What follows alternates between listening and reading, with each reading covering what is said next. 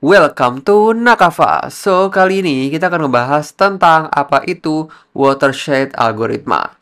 Dia adalah sebuah teknik penting dalam pengolahan citra gambar nih. Pernah nggak sih kalian ngelihat gambar-gambar ya, yang objek di dalam gambarnya itu adalah saling menempel? Jadi, si watershed algoritma ini membantu untuk memisahkannya nih, si objek-objek yang menempel itu. Di video kali ini kita akan ngebahas tentang cara kerjanya ya, dan analogi sederhananya kayak gimana, dan juga pengaplikasian dari si watershed algoritma. Langsung aja coba kita bahas nih ya. Jadi, definisi dari watershed algoritma itu adalah metode segmentasi citra yang terinspirasi dari geografi. Coba deh kalian bayangin nih, si gambar ini sebagai peta topografi.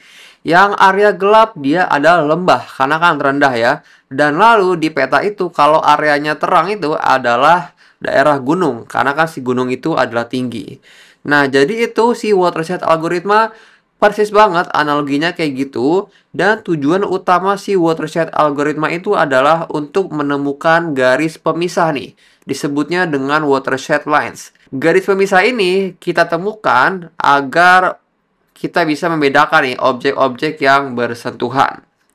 Di sini coba aku tulis tujuan dari si watershed algoritma ya. Tujuannya adalah menemukan garis pemisah antar objek yang bersentuhan.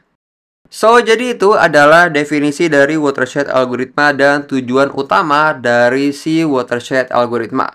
Dan lalu, bagaimana analogi dari si watershed algoritma nih? Di sini aku akan menjelaskannya dengan sebuah ada grafik nih.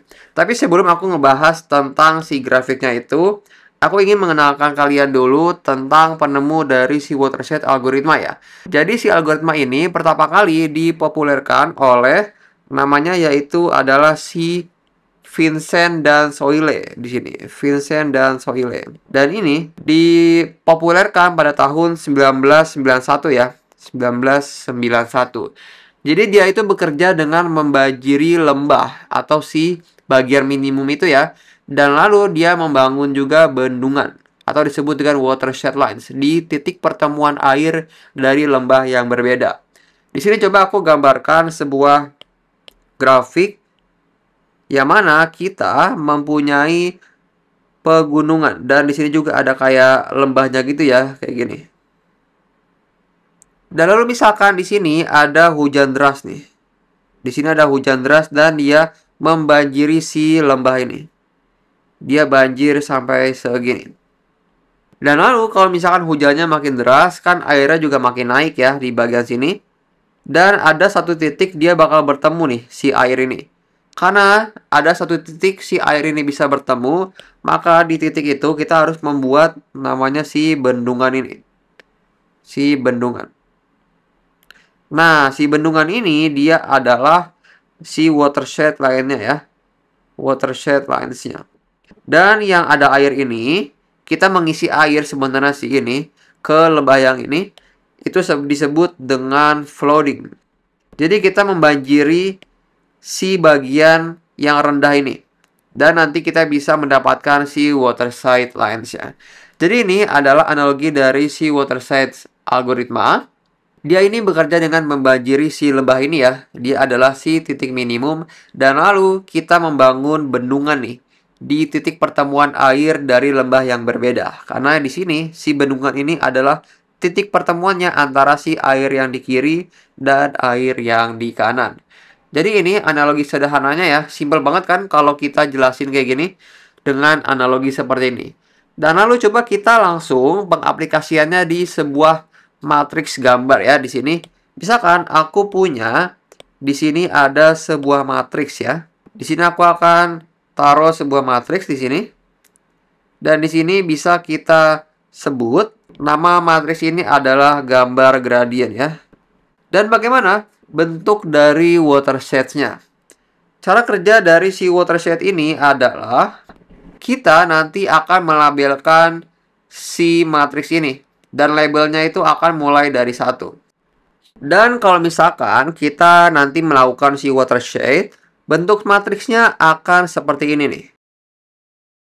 Kalau misalkan kita melakukan watershed pada gambar gradient ini. Bentuk si matriksnya akan seperti ini. Kita lihat si garis hitam ini ya. Dia adalah si watershed lines-nya. Di sini coba aku tulis si garis hitam ini, dia adalah si watershed line-nya. Dan yang berwarna-berwarna ini kita lakukan flooding di bagian sini. Jadi kalau misalkan kita pakai analogi yang di bagian sini ya, si garis hitam ini aku tandain hitam, dia adalah si bendungannya. Dan kalau yang ada warna-warna ini, dia adalah si air ini, si floodingnya. Dan kalau misalkan kalian bertanya, kok bisa ya dari matriks yang di bagian sini berubah menjadi seperti ini kalau misalkan kita lakukan watersheds? Dia ada algoritma di baliknya. Tapi kalau misalkan aku bahas di video kali ini, videonya bakal panjang banget. Dan mungkin juga aku akan ngebahas di video selanjutnya ya, yang fokusnya itu akan ngebahas bagaimana cara algoritmanya itu bekerja. Bagaimana kita menghitung nih si gambar ini yang sudah kita labelin. Dan di sini kan aku mention ya, tadi kita labelinnya mulai dari 1. Kita lihat di sini ada label 1 nih, yang floodingnya itu warna merah. Jadi ini adalah contoh dari pengaplikasian dari watershed ya. Bentuknya akan seperti ini dan kita bisa melihat si floodingnya dan ada bendungannya nih, yang mana dia adalah si watershed lines-nya. So gitu aja tentang watershed algoritma. Kita udah ngerti dari pengertian dan tujuannya dan analogi sederhana nih dari watershed algoritma. Simple ya. Intinya cuma gitu doang. Kita melakukan flooding di gambar dengan tujuan untuk menemukan garis pemisah antar objek yang bersentuhan. So, see you in the next video. Thank you.